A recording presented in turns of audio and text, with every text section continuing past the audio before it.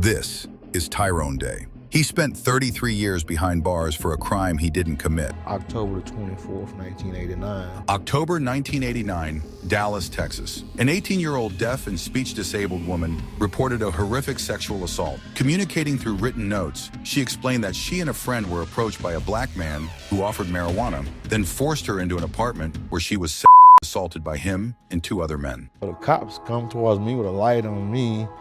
Next thing I know, I was like put on top of a car, arrested, handcuffed, and put in the car.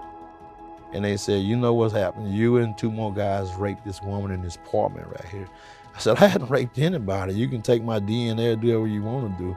And they said, you can take it up with the judge or a jury. We're taking you to jail. The flawed path to Tyrone Day's conviction began just days later, in February 1990. As the victim was making her report to police, 19-year-old Tyrone Day simply walked by, about 50 feet away. The victim pointed to him, indicating he was one of her attackers. But here's the heartbreaking detail. She later stated that she identified him not by his face, but based only on the white hat he was wearing, which was similar to one worn by an assailant. In a shocking oversight, no photo or in-person lineup was ever conducted. Tyrone Day adamantly asserted his innocence, but his defense attorney, rather than fighting for him, strongly advised him to plead guilty. The attorney warned that if he went to trial and was convicted, he could face life in prison, but a guilty plea would likely result in parole after only 4 years. Desperate to return to his two young daughters and suffering from health issues, Tyrone felt he had no choice but to reluctantly plead guilty. This guilty plea meant that no evidence from the assault was ever tested at the time. Despite the promise of a short sentence, Day was blindsided with a crushing 40-year sentence,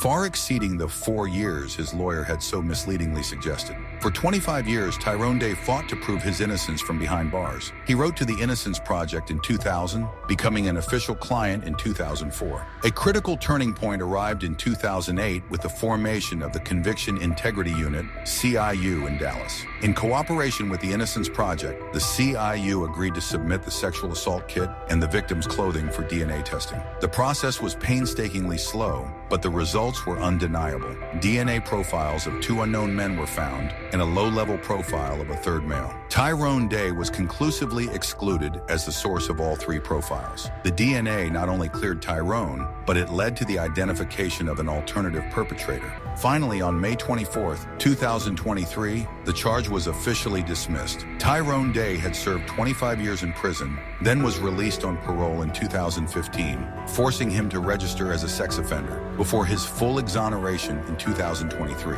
Let's go! I didn't do it.